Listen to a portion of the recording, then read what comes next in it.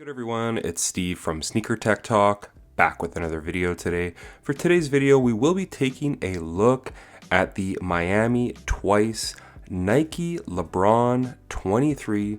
So without further ado, let's take a look at his new signature shoe. Alright, before we take a look at the shoes, I really quickly want to take a look at this insane box. Like when the shoes are in the box, this box weighs like 10 pounds, and I'm not kidding. This is the box you get. I can't even fit it in the full frame. On this side right here, it says Nike Lebron 23 in smoky blue and multicolor. Again, this box is ginormous. I'm gonna try and do this as easy as possible. You open up this box, you have this like plastic cover. This flaps down. You have to pull off this top right here, which is just crazy. You have another plastic cover. The shoes come wrapped in white tissue paper. The shoes come inside this bag right here. You have the Crown logo right here. And then inside the box, you have this little book, Forever King. Year 23, and there's a bunch of storytelling in this book, which is really cool from the brand as far as what they're giving you here. Side of the book here, the Forever King flips open, and you have all of these guys right here. Heatwave, the Heatles, the Masked Menace. So some really cool storytelling from the brand. And then you do have the tech package that you get with inside this shoe. Lebron 360 frame. I believe they call it the Crown Containment. So pretty cool from the brand. So that's what you get there. There is another plastic kind of cover right here, and then you get some sort of medallion right here. Not really sure what this is all about, but there's two basketballs on it. Maybe that's for the 2 championship rings that he brought to Miami. Lot 13, LBJ 23. And then the shoes sit under all of this plastic, which again I think is just a huge waste, but it's cool that the brand is giving you something a little bit different and special for his 23rd signature shoe.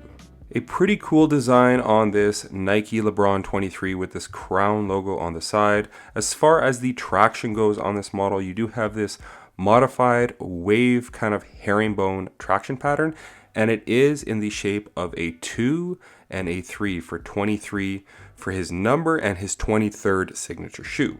I know over in China, they do have the XDR version, which is a solid rubber outsole. Here in Canada and the US, we are getting this translucent rubber compound. It's kind of a pink hue on this outsole, but it does say 23.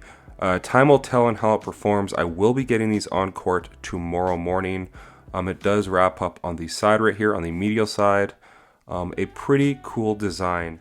As far as the cushioning goes, you don't really get anything on the outside of the shoe because it is a double lasted midsole, which means it is internal inside of this shoe right here. And what the brand is giving you as far as cushioning on the Nike Lebron 23 is a Cushlon 3.0 outer shell in this blue. And then this white portion is a Zoom X foam compound. For my initial try on, they are very comfortable, very soft. You get a ton of impact protection and bounce in the heel. And then it's a lot closer to the floor in the forefoot. Another cool part of this drop-in midsole is it does have a carbon fiber midfoot shank plate, so it is very rigid right underneath your arch. And you also get a ton of like almost laser etched designs here for Lebron, which are all in that book, and they do talk about what they all are. So you have that kind of running throughout this drop-in midsole. Again, Cushlon 3.0 here and Zoom X here. One thing I did notice that the brand did is they did kind of change up this drop-in midsole here on the lateral side. If you look really closely, you can see there's a darker blue right here, and this kind of runs from the heel all the way to the toe, and that is a way more firm foam compound, and that's to help some lateral stability when you make those hard lateral cuts, so this doesn't tip over inside the shoe. So that is really cool that they did add that right here. You can kind of see it right here, a line. And this stuff is the Cushlon 3.0, and then this stuff is a lot more firm to the touch.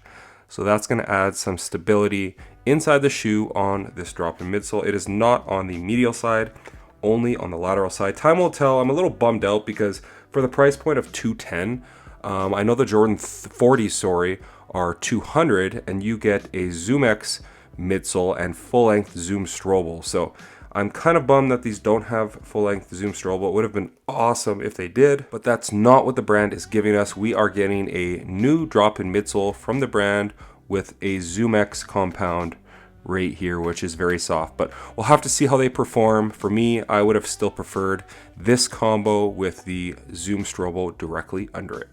As far as the materials go on this shoe, you do have this crown containment right here, which is kind of like a patent leather material. I would have loved if this was like a Foamposite light material, like they used back in 2009 on the Foamposite lights. It's a much thinner Foamposite material. Instead, you kind of get this patent leather material, and just look how flimsy this is when that drop-in midsole is not in it. Like, I know they're calling it crown containment, but I'm not really sure what this is going to contain, because it might just be a gimmick. Time will tell. I'll be getting these on court tomorrow, but I don't have the drop-in midsole in this one, and as you can see, this side of the shoe is like completely soft. So you do get this patent leather kind of material with this really nice sheen or shine to it. On top of that, you kind of have this jacquard material, which is really cool because they're putting some prints on it. And as you can see for this Miami Twice colorway, you do have palm trees right here. You do have some really nice embroidery stitching here all the way around the shoe. You have a little leather patch right here with the LJ crown logo. At the top of the tongue, it says best 2 ever, and then 3 ever, so best 2, 3 ever. At the top of the tongue, you do have his signature, and then you do also have a very nice leather material at the top of the tongue right here. So a very different upper on this shoe. We'll see how these perform. You kind of have that Nike Torch System tongue below the leather material, so the materials are decently premium, but we'll see how these translate to on-court use. I do think they look really nice in hand and on foot from what I've seen so far, but we'll see how they perform, because if they don't perform nice, then for me, I don't really care. So again, a different kind of upper on the shoe compared to his last couple shoes. As far as the sizing goes on these guys right here, I did go true to size with a US 10.5, and my toe is right near the end of the shoe, right here. I do like my basketball shoes to fit a lot more snug, and that's exactly what these have given me in a true to size fit. I also tried on a size 11, and they were just too long. So for me, a very snug 1-to-1 fit. The tongue is gusseted from this midway point all the way down, and then you do get a ton of padding at the back of the shoe right here. Very similar padding to the Air Zoom generation, the Nike Lebron 20, 21, and 22, and you're seeing it here on the 23 as well. A ton of padding, kind of moisture wickening padding here at the back of the shoe. So overall, the fit is very nice, and I would say go true to size. If you're an extreme wide footer, maybe go up half a size. As you do see, they kind of come to a point right here, but overall for me, they are a very snug and secure fitting shoe, and I went with my same size that I had in the Nike Lebron 21s and 22s. As far as the support that you're getting on the Nike Lebron 23, you do have an internal TPU heel counter. Moving your way down from that, they are calling this the crown containment. So on hard lateral cuts, I guess this is supposed to kind of contain your foot. These eyelets also have on the inside, they have these straps from the eyelets down, and they all run down into the Strobel board. So when you really crank these laces down, those kind of eyelets wrap around your foot like independent cables. And from my initial try on, you can really feel that around your foot. It feels very contained around your foot. You also have this outrigger right here, as you can see right here, to help prevent your foot from teetering over if you land awkwardly and spraining your ankle. You also have a pretty wide and stable base, especially here in the forefoot. And then on that drop-in midsole, you also have that carbon fiber midfoot shank plate. It is very sturdy under the arch of your foot. And then you also have this lateral kind of containment piece right here on the drop-in midsole. So no shortage as far as support goes. And that's exactly what LeBron needs, as he is in his record-breaking 23rd year in the NBA. Another thing that you do get with these shoes is some extra laces that do match kind of that pink hue on the upper of this shoe. One of my favorite design details, and I do like this design in hand. In photos, I didn't really care for them, but in hand, they're a lot nicer, is this swoosh right here. It's kind of like this 3D kind of jeweled looking swoosh. When you look at it at different angles, it just really shines really nicely. I do love this material and crown logo on the side of the shoe. It is a very striking design. And then the palm trees are just major standout design features on this shoe. But sound off in the comments, what do you guys think of the Nike LeBron 23 for $210 USD, $260 here in Canada? Are you picking up a pair of these to hoop in? Sound off in the comments and let me know. As far as the weight goes, again, this is a US size 10.5, and these come in at 16.4 ounces, so pretty much average as far as my hoop shoes. Usually they're between 15 and 17 ounces for a US size 10.5 for me, and that's pretty average. But sound off in the comments, are these going to be light enough for you to hoop in on court? It is just crazy to me that we are here in his 23rd signature shoe year and NBA season. Now, I'm not the biggest LeBron fan. I was a huge fan of him in high school, and then in his first like 7 or 8 years until he went to Miami, I didn't care for that move.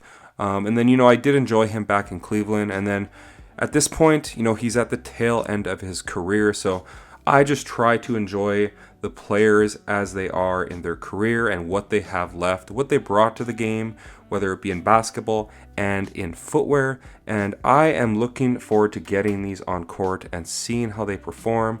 But sound off in the comments, do you plan on picking them up? Are you passing? Are they just too expensive? And if you've seen his last couple years, basically all of his colorways for the most part do hit outlets for like 40 or 50% off. But as always for me, I did want to get these in hand the first day to get them on court, because here 23 years later, this is a tradition that I've done with his signature shoe, is getting the launch colorway. But like I said, that's going to do it for today's video. As always, if you guys could like, comment, and subscribe, that would really help the channel a ton. And check out my Instagram over at Sneaker Tech Talk, as it is an extension of my YouTube channel with all my pickups, basketball footage, and nostalgia as a whole. As always, thanks for watching today's video, and until next time, peace.